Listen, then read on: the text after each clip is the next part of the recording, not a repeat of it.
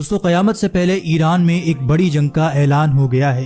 یہ جنگ کسی ملک کے خلاف نہیں بلکہ اسلام اور اسلام کے ماننے والے مسلمانوں کے خلاف ہے۔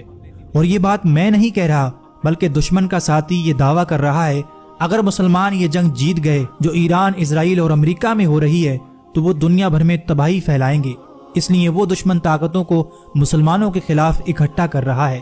اب ذرا وہ لوگ سوچیں جو اس جنگ کو شیعہ اور یہودیوں کی جنگ بتا رہے تھے کہ ہمارا اہل سنت کا اس سے کیا تعلق ہے، تو سن لو اس دشمن کے ساتھی کی زبان۔ یہ جنگ یہودی یا شیعہ کی نہیں بلکہ دشمن اسے پورے اسلام کی جنگ سمجھ کر لڑ رہا ہے۔ اور اس بندے نے جو کہا ہے اس کا ویڈیو بھی میں آپ کو آگے دکھاؤں گا، آپ حیران ہو جائیں گے اس کی باتوں کو سن کر۔ ہم جس جنگ کو ملکوں کی جنگ سمجھ رہے تھے وہ ملکوں کی جنگ نہیں ہے بلکہ اسلام اور مسلمانوں کے خلاف ایک مذہبی جنگ ہے۔ اور اس گھڑی میں افسوس کہ بہت سے مسلم ممالک کنٹری کس کے ساتھ کھڑی ہیں یہ صاف نظر آتا ہے۔ آخر ایران ہی کیوں ان کی آنکھوں میں کھٹک رہا تھا؟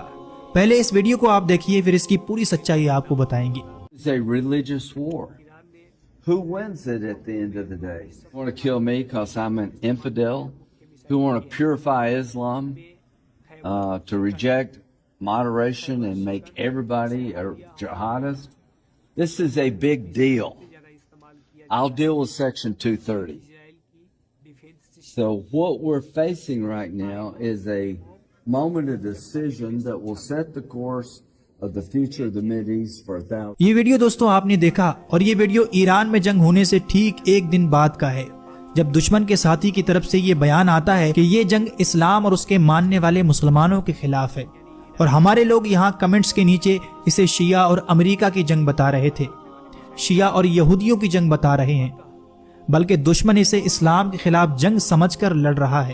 اور آگے یہ دشمن کا ساتھی کہتا ہے کہ سوچیے اگر مسلمان اس جنگ کو جیت جاتے ہیں تو وہ یہودیوں کو ماریں گے، مجھے ماریں گے، کیونکہ ان کے رب نے انہیں ایسا کرنے کا حکم دیا ہے۔ لہٰذا لوگوں کو چاہیے کہ مسلمانوں کو نہ جیتنے دیا جائے، ہمیں جتائیں۔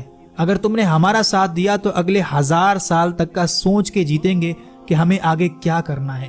اور آپ غور کیجئے کہ اس نے ایک مرتبہ بھی اپنے منہ سے یہ لفظ نہیں نکالا کہ یہ جنگ شیعہ کے خلاف ہے یا ایران کے خلاف ہے، بلکہ وہ کھلم کھلا یہ کہہ رہا ہے کہ یہ جنگ اسلام اور اسلام کے ماننے والے مسلمانوں کے خلاف ہے۔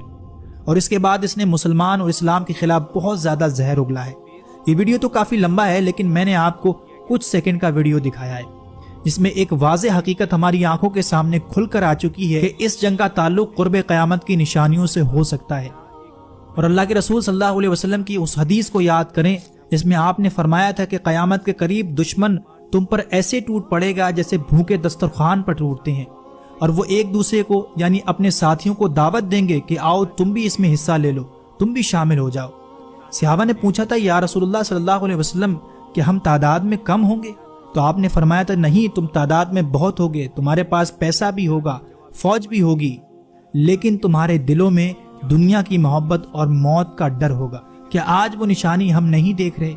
یہ لوگ اس جنگ کو آخری جنگ بتا کر لڑ رہے ہیں اور آپ لوگ نیچے کمنٹس میں کہہ رہے ہو کہ یہ جنگ تو شیعہ اور یہودیوں کی ہے، یہودی مرے یا شیعہ مرے ہمیں کیا؟ تو میرے بھائیو یہ تو نہیں کہہ رہے کہ جنگ شیعہ کے خلاف ہے بلکہ یہ تو جنگ اسلام کے خلاف کر رہے ہیں، آپ کے خلاف کر رہے ہیں۔ جنگ ہم سب کے خلاف ہے لیکن لڑ اکیلا ایران رہا ہے۔ وقت کا پردہ سرک رہا ہے اور نشانیاں ایک ایک کر کے ہماری آنکھوں کے سامنے آ رہی ہیں۔ باقی آپ کی اس پر کیا رائے ہے ہمیں نیچے کمنٹ کر کے ضرور دیں۔